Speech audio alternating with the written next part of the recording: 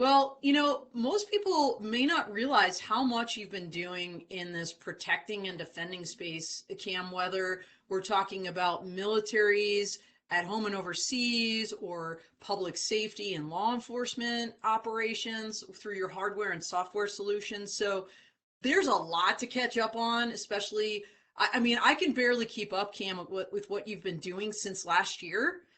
So it's going to be a fun journey to walk through all that. So let's go ahead and let's start with some of the products that you've recently released, because it was almost like bam, bam, bam towards the end of this last year, 2022, where you have really positioned yourself in Draganfly to provide these solutions to our protectors and defenders. So let's first talk about the Commander 3XL. What a cool drone. And I know, here we go. We have a cool picture. So go ahead, tell us about it.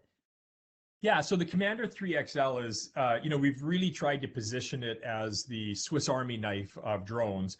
And, amongst, if not the most efficient drones in the market, for that light to medium lift. So, there's a lot of drones in the market that, kind of fit that small size and can be used at a very tactical level and for surveillance and reconnaissance. But, where there tended to be a void in the market that our customers were telling us about was kind of like a replacement for like the DJI M600, right? Which, just kind of, was taken out of the market. And so this fits into that, but really also what it does is it's a workhorse. So it's got an interchangeable payload. It's got 17 different payloads that fit onto it. It's got the same rails that all the former DJI stuff would fit on. So it's got an industry standard way to take all of those different payloads and utilize them very quickly. So this is a 24-pound drone with a 26-pound additional payload. It keeps it under the 55-pound weight limit, requirements for additional permitting and certification and those types of things. And it's got a 55-minute flight time. It also has a whole host of software that we can import and do a bunch of different things with it. So it's really very, very, the back orders are significant, and it's really we think will become a workhorse and somewhat of a standard within the industry. So we're really excited about it. But again, all driven by customer demand, whether it's commercial or, certainly on the military side. So it's a really interesting fuselage rectangular shape you've created there. What's the kind of the purpose behind that design specifically? Yeah, so it's a couple of fold. First of all, it is all about efficiency. We weren't trying to build the sexiest drone with the coolest curves or anything like that. Our customers were telling us they just wanted something incredibly efficient. And so we wanted to get the maximum capabilities and still stay under that 55-pound limit. So that's one side of it. So it's highly efficient, and straight lines, aerodynamics and these things really aren't, at this size and scope aren't all that prevalent. So, those square lines are highly efficient in order to fit payloads on, in order to fit batteries in. It also really suited the rails that we wanted to put on to add the payloads onto it. So that really, from a design standpoint, it wasn't meant to look like the sexiest drone out there. It was meant to be the most efficient drone possible. Well, I guess a great follow-on question then would be, can you give us a real-world use case where folks have been employing this workhorse, as you call it? Yeah, so some great examples are drone as a first responder, because it has all of the capabilities and characteristics of the smaller drones, but at the same time, it has the ability to carry the payloads that might be, additional medical kits or additional optical or additional sensors. One thing that we've seen specifically is the LiDAR. That I think we'll probably talk about here. So the LiDAR system that we can now put out on this, it used to be a LiDAR system that had to fit on a helicopter. And so when you've got that type of efficiency, you've got an immediate market that can take a look at this and go, oh my gosh, okay, this, we're going to buy a drone instead of a helicopter. And so that's a sense of the type of the use cases that we've got going. But we've got fire brigades, using it for chainsaws, for the delivery of supplies. It's just, it fits right into that sweet spot of where it's not necessarily yet a heavy lift drone, right? Because, so you don't have to get your FAA exemptions and stuff, but at the same time, it's not just like an optical drone that's going to go out and give you some visual observation. it's for work. You alluded to this, but I'm just going to ask it, Cam. You mentioned, kind of Chinese drones and some of the limiting factors with those, some of the bans and policies that have been put in place, at least in the U.S. with relation to those. This drone and your others are quote unquote made in North America. Yeah, we're a 25, almost 25-year-old company. We're manufactured here in North America, both obviously here in the United States, but also up in Canada. We do some manufacturing, and that's on our whole ethos. Our whole history has been North American based manufacturing. We're not DJI fans. I don't want to come across that way, but the reality is the people that we have tended to sell to, which is public safety, agencies, agriculture, tends to be very, buy American. Let's trust what we know. We want to be able to understand and work with the people that are building this critical equipment for us. So it long before the government bans, this has been a part of the market that we have been selling into. Gotcha. And if the Commander 3XL is a workhorse, the Draganfly Heavy Lift drone is a monster. I mean, I saw this thing. Here's a cool picture of it. I saw this at Commercial UAV, I think is where maybe you unveiled this, and it took up like your whole booth. Just for context, tell us about this one. Yeah, what's great about this is this thing's 9 feet across, but it literally breaks down into something that you can carry just, not as uninconveniently as a briefcase, just the way it all folds up. There's some really ingenious design and engineering in it. But this is something that's got a 60-pound plus payload capacity. So it's got a flight time of 50 minutes plus. And then with some extended batteries and some work, we can get actually much further than that. So it really has some big application out there in the delivery market. Again, we're definitely looking, military logistics, last mile delivery, in theater delivery. The applications kind of just keep going on and on and on. But again, very kind of public safety focused, very delivery focused. Something that, again, has been demanded by customers. All the design stuff that we have the privilege of working with right now has really been spec'd by customers. Another friend of this show and of what we do is Don Burkoff from True Weather. And I noticed about this particular drone that is, let's call it hyper weather resistant when it comes to winds and high elevations. Do you want to elaborate on, let's just call it the resilience of this heavy lift drone? I'm sorry, what was that again? This is what happens when we're talking US to Canada, right, remotely.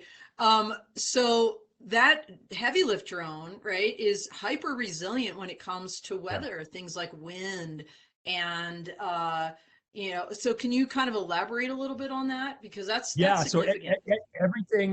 So everything from the design of the propellers, the motors, the engines, the coating, the wiring, it's all ruggedized. So this is a drone that can really be put to the test. Some of the people that worked with us on it, again, came from, the forest fighting area. Some of them came from the marine world, where we've got some great customers that we're working with. And so they're pretty harsh environments. But again, when you get into these workhorse environments, resiliency and redundancy and the ability to repair quick and simple and the rest of it really become important factors in what you do. So we're really proud of the feedback that we're getting from the new customers that we're introducing this to.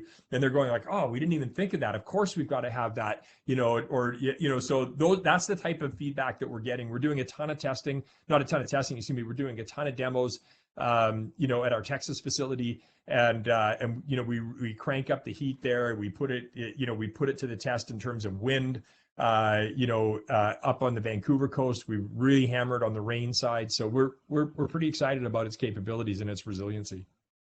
Now, just by way of comparison, if the Commander 3XL can carry a chainsaw, how many chainsaws could hypothetically the Draganfly Heavy Lift carry? Yeah, well, it certainly depends on how big the chainsaw is, Yeah. but it can carry multiple chainsaws, or it can carry chainsaws at higher altitudes, further distances. And, we kind of kid around about this use case, but this is a very real use case with our firefighting customers and prospects. And it's got, like, you don't have to deploy a helicopter or an ATV that could take hours or maybe not even get into where somebody needs to have some immediate equipment.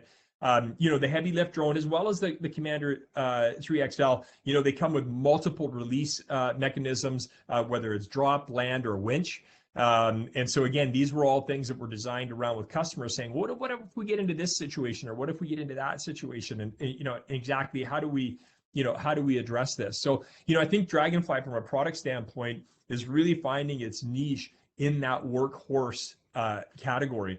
Again, we don't, we have some customers that we do some custom work for on some smaller drones and some indoor drones, but really our genre, if you will, is really into, like, industrial and military and heavy commercial type applications.